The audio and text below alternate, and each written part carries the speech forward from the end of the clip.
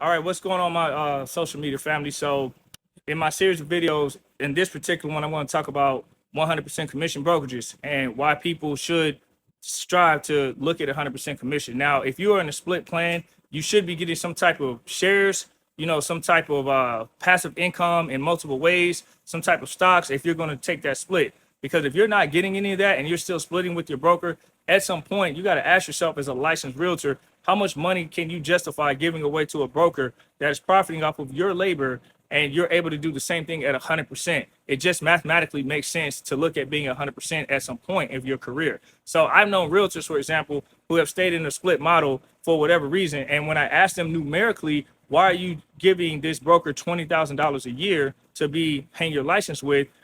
They really don't have an answer. Now, there are certain brokerages, I'm not going to mention their name, but their models have icon status as an example, right? And while that's noble and that's great, how many people are becoming icons at these brokerages? Let's be honest, probably less than 5%, if that. So if the vast majority of people, like 95% of realtors in those type of models are not iconing, then you also are still giving away your money. So at some point, you got to say, hey, I've been with this brokerage for X amount of years. I've obtained the basic knowledge of skills. I believe I'm ready to go out here and do this thing. Now, make no mistake about it.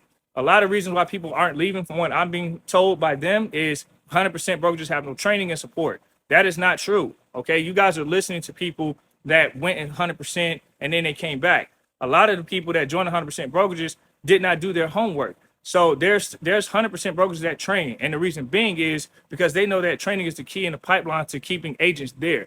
And a lot of 100% brokerage post COVID have changed their models because they seen from the past before COVID, when 100% brokerages were looked at as not training effectively, that people were leaving and going back to split because they needed that support. So they improved that, and now they're giving support and training. I know this personally because I joined a 100% brokerage that has plenty of training, just as much training as all the brokerages that are out here split. So if you are in a split model, all I'm saying to you is at least make sure you're getting some type of benefit from it.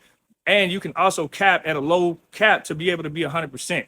That makes sense. And make sure you're at the top, of your producing chain if you're doing that. But if you're not in that criteria, I mean, you have to ask yourself, if you're only doing like 1 to 2 deals a month, for example, which is great, but you're not capping and you're not iconing, if you will, and getting that money back, I mean, you're losing money on the backside every year that you continue to do real estate when you could keep that money and buy you an investment home and you can have passive income.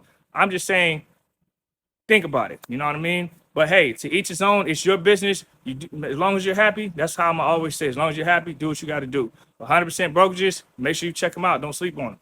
Peace.